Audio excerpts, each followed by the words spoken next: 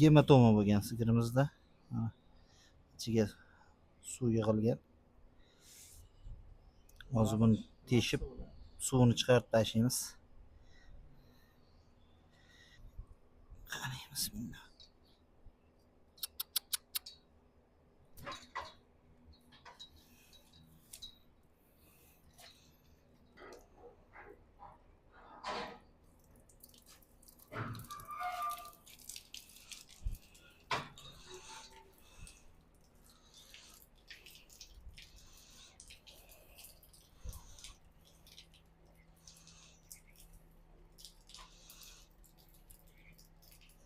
Buni perix vodorod va furatsili bilan chayib, hozir rangga tushgandan keyin обработка qilamiz.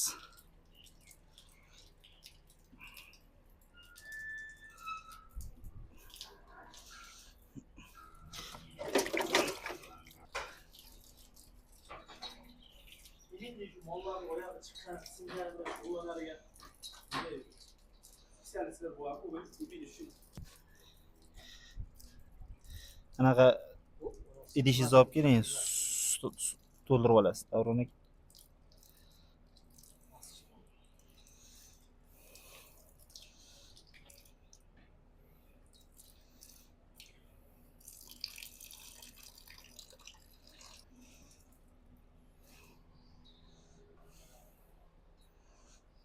Mana endi suvini chiqarib olamiz, ichida qolganlarni siqib, mana.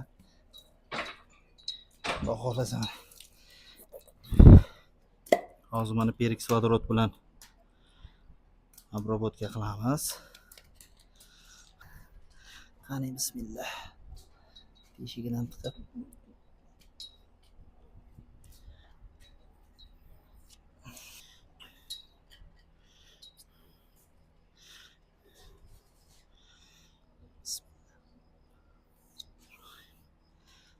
Bint ber.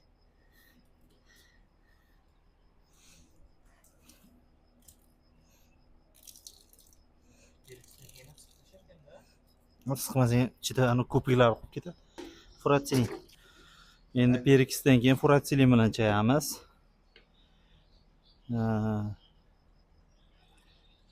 Tanani yuvish uchun furatsilingdan yaxshi narsa bor deb o'ylamayman, lekin men. Juda zo'r va samarali narsa furatsil. Bismillah.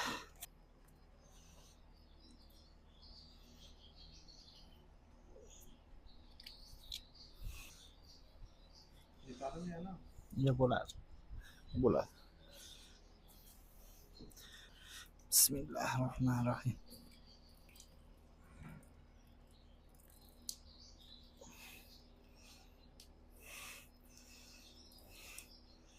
Sterillangan pinsetimizni olamiz.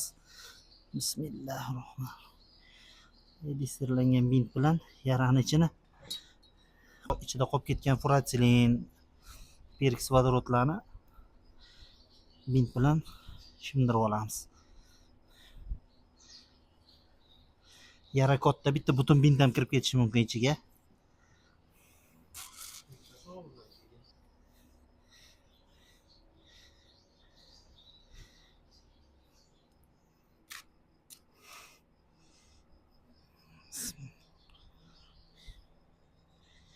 Ana ichidagi suv ustidan dorib qo'yamiz buni.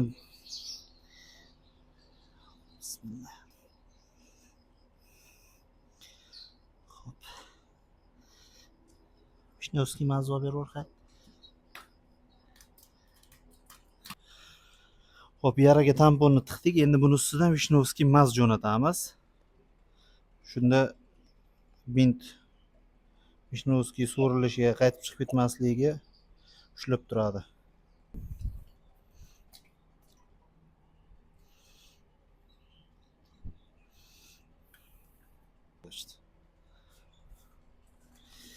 Qani, bismillahirrohmanirrohim.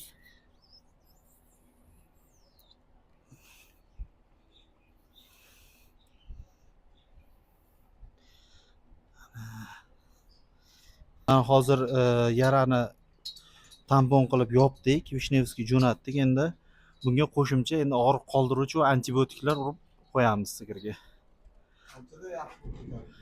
Xudo xohlasa bir haftani ichida yarasi so'rilib, terilari tortilib, joyiga kelib qolishi kerak inshaalloh.